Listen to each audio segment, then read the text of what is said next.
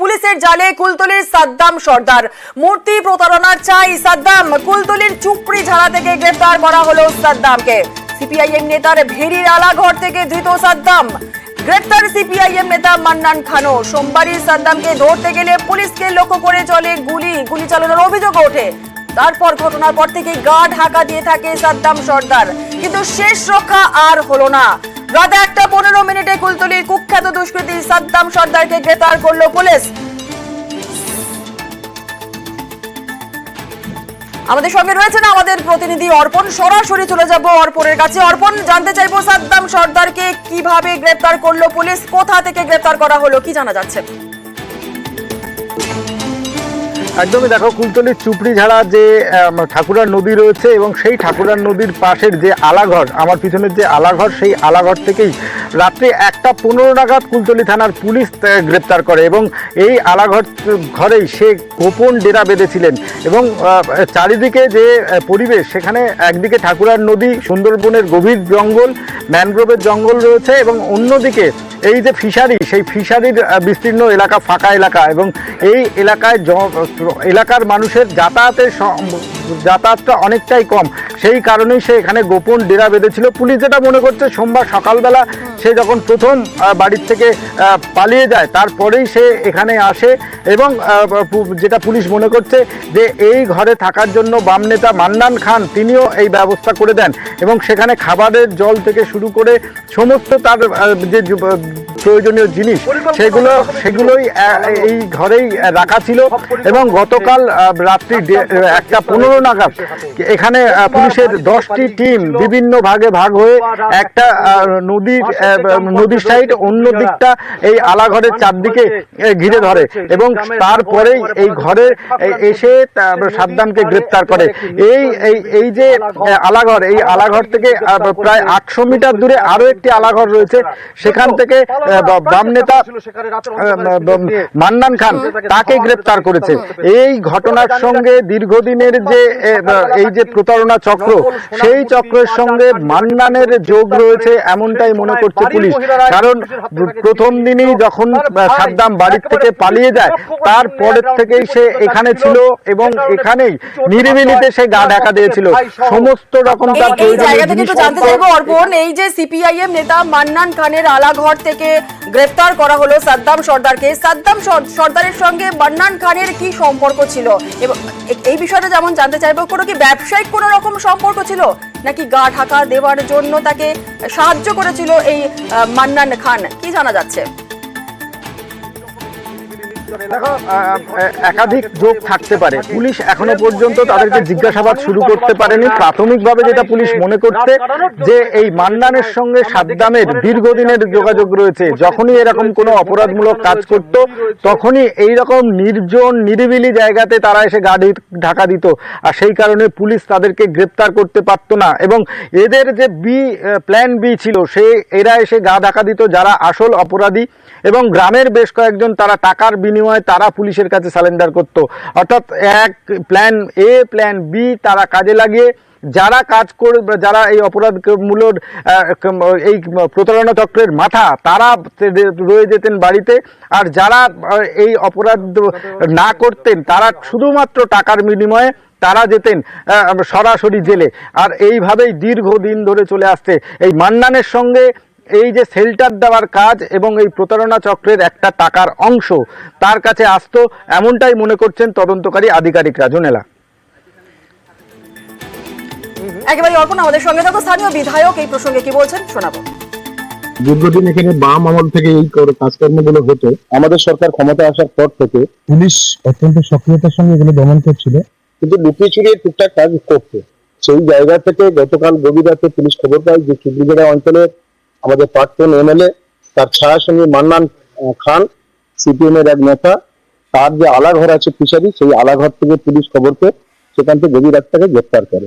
এবং এই ঘটনার সঙ্গে আমি মনে করি যে সিপিএম এর যেমন প্রত্যক্ষভাবে যোগ আছে, এবং এইটা তদন্ত হলে দেখবেন আরো অনেক সত্য বেরিয়ে পড়বে। আবারও চলে যাব অর্পণের কাছে। অর্পণ, এই সাদ্দাম সর্দার মূর্তি প্রতারণার কিং পিং, এর বিরুদ্ধে কি কি অভিযোগ আনছে পুলিশ, সেই বিষয়ে কি জানতে পারছো? এখান থেকে দেখো এখনো পর্যন্ত পুলিশ সূত্রে যেটা জানানো হয়েছে, এক প্রতারণা চক্র, দ্বিতীয় 2019 সালের খুনের মামলা রয়েছে, সেই খুনের মামলা এবং তার সঙ্গে কুলতলি সহ যে আশেপাশের যে থানাগুলিতে একাধিক প্রতারণার মামলা ছিল, সেই প্রতারণার মামলা, পাশাপাশি সরকারি কাজে বাধা, পুলিশকে লক্ষ্য করে গুলি চালানো, এই আগ্নেয়াস্ত্র দিয়ে গুলি চালানো, আর্মস অ্যাক্ট, এগুলো সবই এই মামলা যোগ করা হবে এবং এই মামলা যোগ করে আজকে বারুইপুর মহকুমা আদালতে তাদেরকে পেশ করা হবে এবং নিজেদের হেফাজতে নিয়ে এই যে বাম নেতার সঙ্গে সাদ্দামের সম্পর্ক, সাইরুল যে এখনো পর্যন্ত অধরা রয়েছে, যে পুলিশকে লক্ষ্য করে গুলি চালিয়েছিল, পুলিশের খাতায় তার বিরুদ্ধে যে মামলা করা হয়েছিল সেই মামলা রুজু করা হবে এবং এই সাইরুলের সঙ্গে আরো বোটো এবং ছাত্তার, এই যে নামগুলো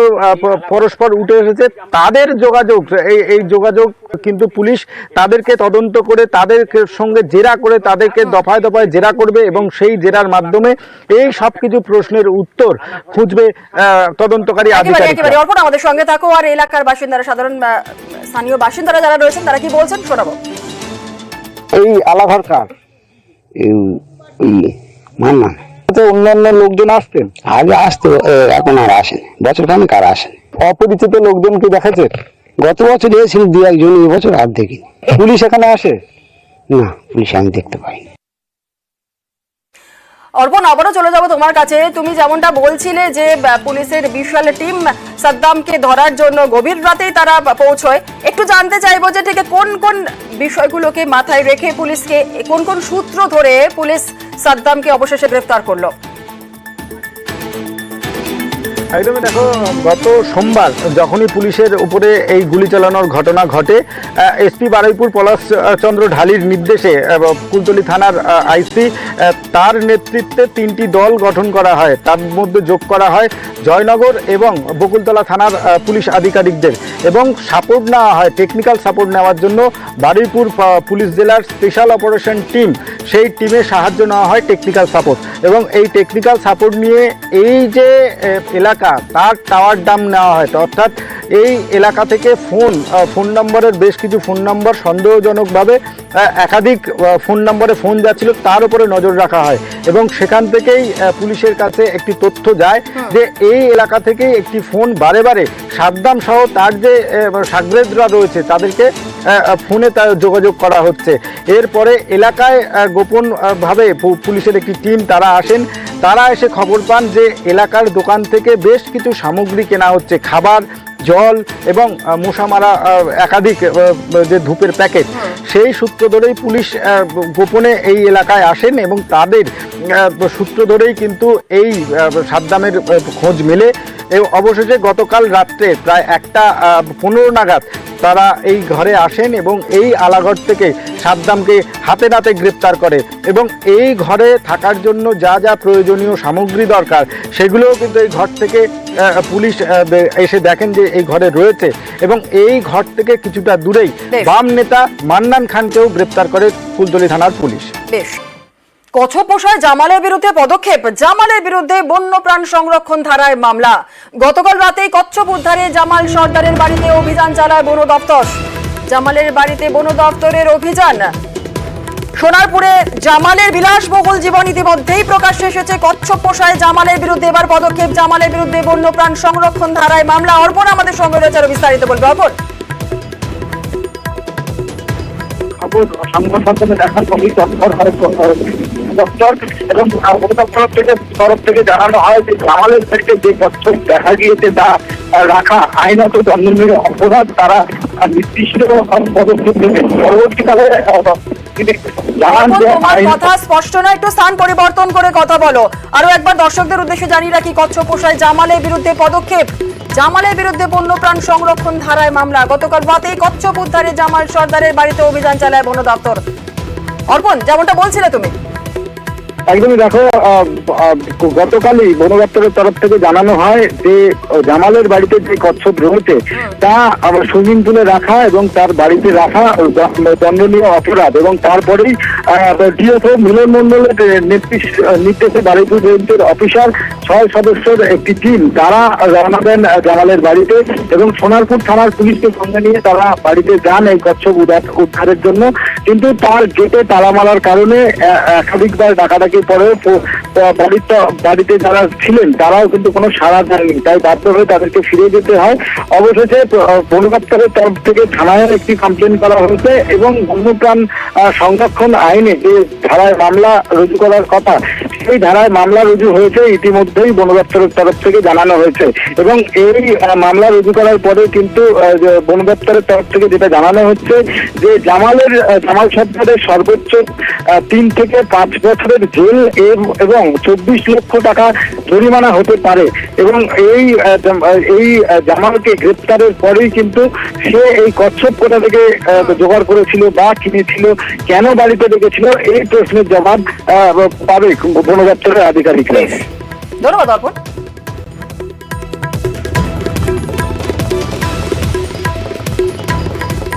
মেদিনীপুরে আগুনে পুড়ে শিশুর মৃত্যু। গতকাল গভীর রাতে মেদিনীপুরের গেট বাজারে আগুন লেগে যায়, একাধিক দোকানে আগুন ছড়িয়ে পড়ে। দেখছেন সেই ছবি। শোভন আমাদের সঙ্গে রয়েছে, একটু শোভনের কাছ থেকে বিস্তারিত জেনে নেব। শোভন, যে ছবি আমরা দেখতে পাচ্ছি, মেদিনীপুরে একাধিক দোকানে আগুন ছড়িয়ে যাওয়ার খবর পাওয়া গেছে এবং এক শিশুর মৃত্যুর খবর পাওয়া যাচ্ছে, কিভাবে আগুন লাগলো?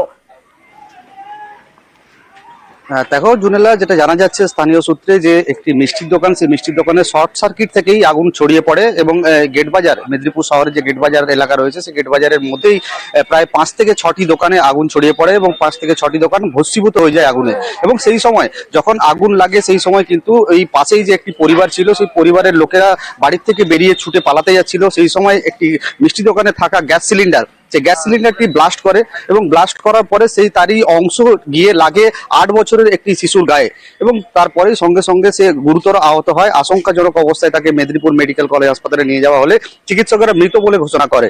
এই মর্মান্তিক ঘটনার পরেই কিন্তু এলাকায় চাঞ্চল্য ছড়িয়ে পড়ে।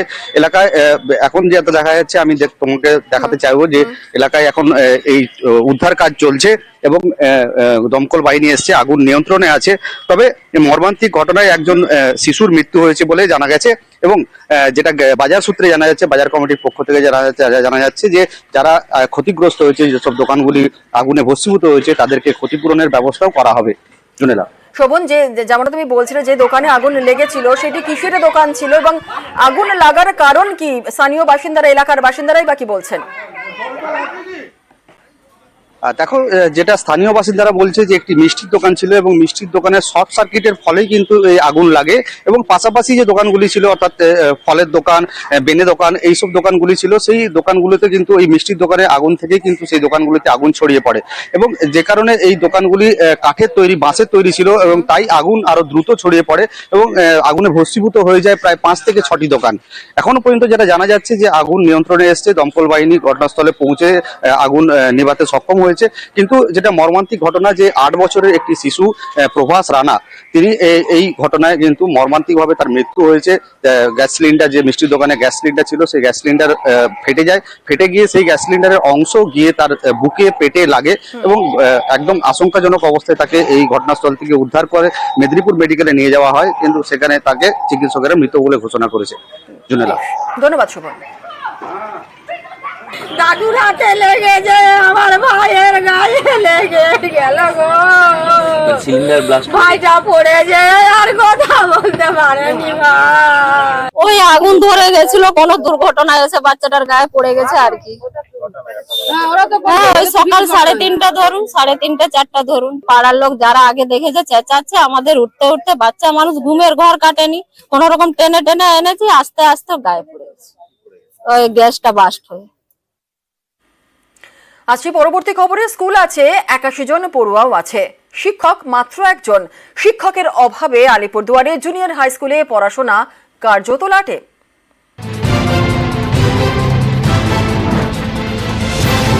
আলিপুরদুয়ারের মাদারিহাট বীরপাড়া ব্লক, এখানে চা বাগান এলাকায় হিন্দি মাধ্যম school. Bandapani TG junior high school class 5 থেকে 8 পর্যন্ত পড়ানো হয়। পড়ুয়া 81 জন, ক্লাস নেন মাত্র একজন শিক্ষক। এতে চরম সমস্যায় পড়ুয়ারা ঠিকমতো ক্লাস হয় না, পড়াশোনা শিখে উঠেছে। তাই শিক্ষকের দাবিতে জেলা শাসকের দ্বারস্থ হন অভিভাবক ও পড়ুয়ারা। हम लोग के स्कूल में टीचर नहीं है, इसलिए पढ़ाई भी ठीक से नहीं होता है। हम लोग डीएम मैडम के साथ भेंट करने आए हैं। टीचर का प्रॉब्लम है, टीचर नहीं है तो टीचर नहीं है तो ये लोग तो पढ़ने के लिए प्रॉब्लम होगा ही। इसके लिए आए थे हम लोग टीचर का मांग करने के लिए। 8টা ক্লাসের জন্য একজন শিক্ষক কখনো ইংরেজি পড়ান, ভূগোল অঙ্কের ক্লাসও নেন, সবই ঘুরিয়ে ফিরিয়ে। স্থানীয়দের দাবি 10 বছরেরও বেশি সময় ধরে তিনি এই স্কুলের একমাত্র শিক্ষক। ক্লাস নেন, আবার মিড ডে মিলে খাওয়া দাওয়ার বিষয়টিও দেখেন। পড়ুয়াদের প্রশ্ন, এই সমস্যা মিটবে কবে? যতক্ষণ না পরীক্ষা হচ্ছে, যতক্ষণ না গভর্নমেন্ট দিচ্ছে, অ্যাকচুয়ালি স্কুল সার্ভিস কমিশন হচ্ছে recruiting agency. West Bengal board of secondary education তার হচ্ছে অ্যাপয়েন্ট করে। এখানে আমাদের খুব বেশি কিছু করার থাকে না, অ্যাপয়েন্টমেন্ট পেয়ে এলে তারপরে টিচারদের নিয়ে যা করণীয় সেগুলো করা যায়, কিন্তু অ্যাপয়েন্টমেন্ট যতদিন না হচ্ছে ততদিন এইভাবে কষ্ট করেই চলতে হবে। আলিপুরদুয়ার থেকে রাজকুমার কর্মকার, নিউজ 18 বাংলা। স্বাস্থ্যকেন্দ্রে ডাক্তার নেই, রোগী দেখেন নার্স অথবা ফার্মাসিস্ট, ওষুধ দেন তারাই। দিনহাটার ওকরাবাড়ির স্বাস্থ্যকেন্দ্রের স্বাস্থ্যটাই খারাপ।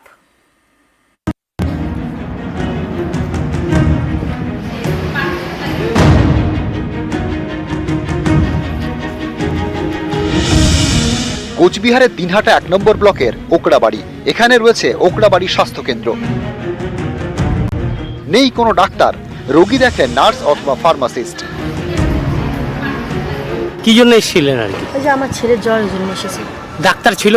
ডাক্তার নেই, এমনি ওই যে সিস্টাররা আছে না, হ্যাঁ, ওনারা দিতেছে। স্বাস্থ্যকেন্দ্রে 2 জন নার্স, 1 জন ফার্মাসিস্ট। অভিযোগ, তারাই রোগী দেখেন, ওষুধও দেন, কারণ 4 বছরেরও বেশি সময় ধরে এখানে নাকি ডাক্তারই বসেন না।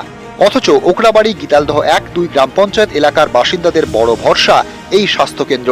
স্থানীয়দের অভিযোগ, এখান থেকে শুধু জ্বর সর্দির ওষুধ মেলে, বড় কিছু হলে যেতে হয় দিনহাটা মহকুমা হাসপাতালে। ডাক্তার থাকলে সুবিধা হবে অনেক কিছু রোগের, কতগুলো যেমন মানে এগুলো ডাক্তার থাকলে অনেক সুবিধা হয় আমাদের। যেমন জেনারেলি আমাদের যে চিকিৎসা ক্ষেত্রেটা ডাক্তার ছাড়া না একটু অসুবিধাই হয়। পরিষেবা তো এখন তো সার্জন টার্জন তো থাকে না, এইখানে তো হেলথের যারা থাকে আর কি, সিস্টার পিস্টার এরাই চালাইতেছে। আগে বেডও ছিল, এখানে ডায়রিয়া পেশেন্টেশনও ছিল, এখন তো একটাও এখানে থাকে না, সব দিন এরাই পাঠাই দেয়। একসময় স্বাস্থ্যকেন্দ্রে ইনডোর পরিষেবা চালুর উদ্যোগ নেয় জেলা স্বাস্থ্য দপ্তর। লক্ষ লক্ষ টাকা খরচ করে বসানো হয় জেনারেটর, ইনডোর চালু হয়নি। জেনারেটরও পড়ে পড়ে নষ্ট হচ্ছে। এখানে ডাক্তারদের থাকার জন্য আবাসনও তৈরি হয়, সেগুলি এখন যেন ভুতুড়ে বাড়ি, চারিদিকে ঝোপ জঙ্গল।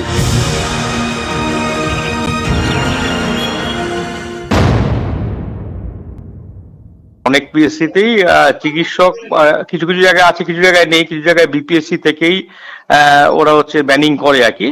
ঠিক আছে, আমরাও তো স্বাস্থ্যকেন্দ্রে জানিয়েছি, হ্যাঁ, তা আমরা একটু ফলো আপ করে নেবো। কোচবিহার থেকে শুভঙ্কর সাহা, নিউজ 18 বাংলা।